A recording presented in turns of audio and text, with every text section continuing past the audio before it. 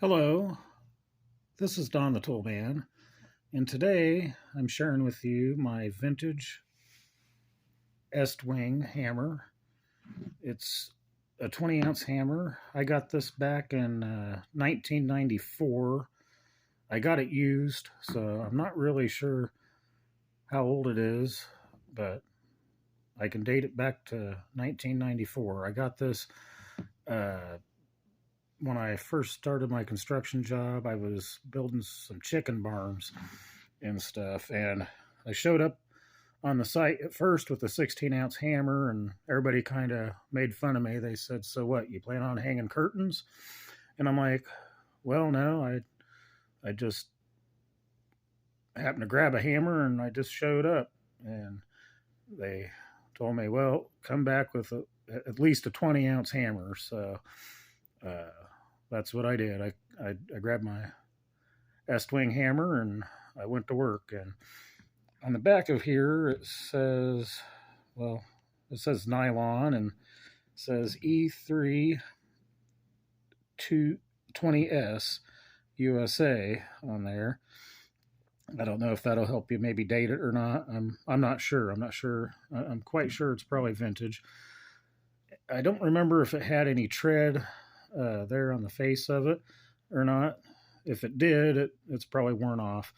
I don't do a whole lot of construction or any kind of carpentry anymore, but this is very important that I have this in my toolbox. I've used it a lot of times in automotive and stuff, and it's coming quite handy. And to be quite honest, in my opinion, anyways, this is probably about the best hammer I've ever used in my life. I compare it to some of the modern Estwing hammers out there, and it just, I don't know. I mean, they're still made in the USA. They still appear to be of somewhat good quality, but the handles just don't seem like they're quite up to par with the way they were once made.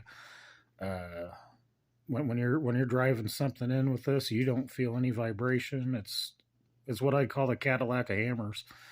I mean, it really drives them in there. You don't feel a lot of vibration in the handle. You don't get fatigued, even though this is a 20-ounce hammer and it's got some heft to it.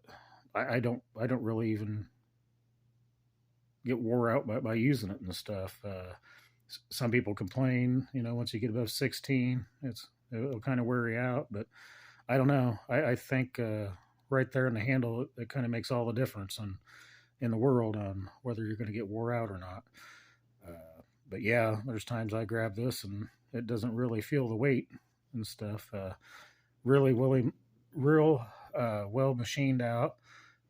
I like the head. I like the straight claw design on it. I know some people kind of like the curve claw design, but I'd much rather have the straight claw and stuff. It really comes in handy. But there's not a whole lot to talk about it.